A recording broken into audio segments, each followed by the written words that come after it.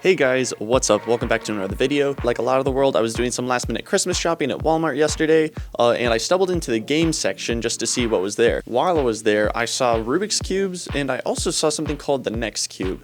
I've seen this online before, and I figured I'd try it out for myself.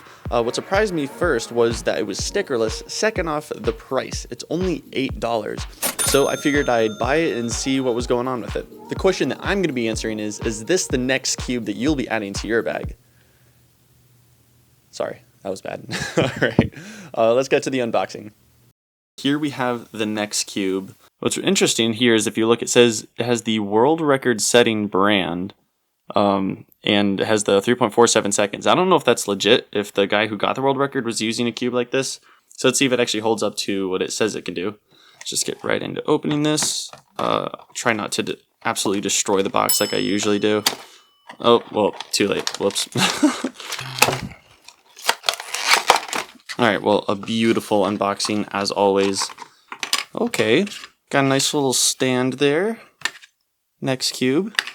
And the cube itself. Potential thumbnail, question mark? Okay. So the cube itself has a pretty interesting texture on the outside, actually. It's weird to me not having a logo on the white but on the blue. But, you know, that's their choice or whatever. So let's do first turns and see how it feels. So $8 cube.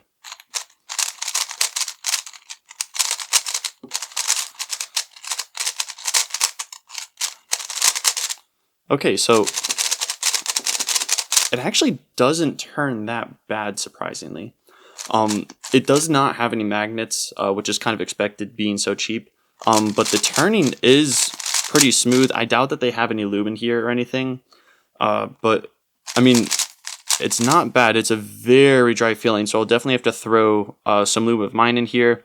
Probably some silk and maybe that GAN 3 lube. I mean, it's not bad. It's definitely better than the original Rubik's Cube.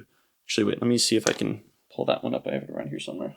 So while I was looking in Walmart, I did see this cube as well, and I think it was about the same price. So this is a modded Rubik's Cube, which I made in a different video if you want to go watch that. But, I mean, I spent a couple hours modding this, I think, and it does not turn nearly as well. Very loud, and I think it's actually a little bit more expensive than the Next Cube. So this is probably more for the brand, and then the Rubik's Cube used to be a lot more expensive. So this is, for an $8 cube, it's not bad at all. Yeah, I mean, it's smooth. It's relatively easy to control. Let's do a solve and see what we can get.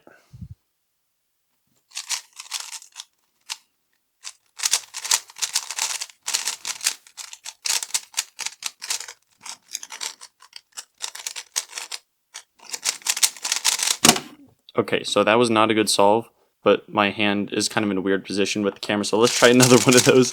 I'll probably do like an average of 5 or something when doing like final thoughts on the cube, but let's just try to get a good one for right now.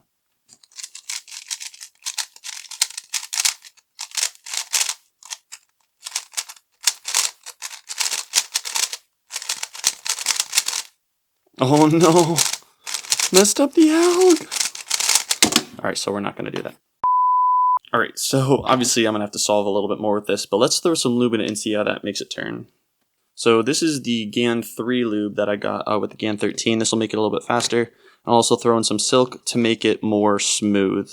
Dropping this in there. So, kind of like I mentioned before, the cube actually is not slow. I mean, it's not fast by any means, but this lube should speed it up a little bit, and then I'll throw in some silk to make it more controllable and smooth. Alright, so it definitely sped up a little bit with the GAN lube. And let's throw in some silk. What's funny is I think that the lubes combined are more expensive than the cube itself. Alright, let's break it in a little bit. Alright, so the cube is definitely faster now. Given that the cube is $8, I would definitely say it's worth $8. I mean, it's comparable to some other cubes that are more expensive. So for a beginner cube, this is definitely not a bad option to go with, because when you're just starting, you don't need anything that's too crazy. And when you're turning at slower speeds, it's not as necessary to have extremely good corner cutting. I mean, this corner cutting is pretty solid. So for a cube that's $8, this definitely is not a bad option for a cube to get if you're just starting. Let's do some solves and see which kind of times we get. Hey guys, so it's been a couple days. I've been solving with this cube for a little bit, and I think I've got a better idea of what I think about the cube. So I put together some pros and cons for the cube to help get you a better idea about how I feel about it, and also if you might be interested in getting it yourself. So first, for the pros. Obviously, the biggest pro is that this cube is $8. It performs incredibly well. It turns really fast. It actually has decent corner cutting. I didn't show this in the first part when I was unboxing it, but it corner cuts over 45 degrees and reverse corner cuts around 30 degrees. So this allows for smoother turning. It has a tensioning mechanism beneath the center caps, which I also did not show. Sorry about that. And I noticed that I was able to get some really good times with this cube. The fastest time I got was 7.35 seconds, and that's only probably with 150 or so solves with this cube, maybe around 200. I did an average of 50 with this cube, 50 solves straight, just to see what the average time I was getting was, and the average turned out to be 10.85 seconds. For me, I usually average around low 10s or sub 10 with my GAN 13, but 10.85 is not bad by any means. That was the average that I got the 7-second solve in.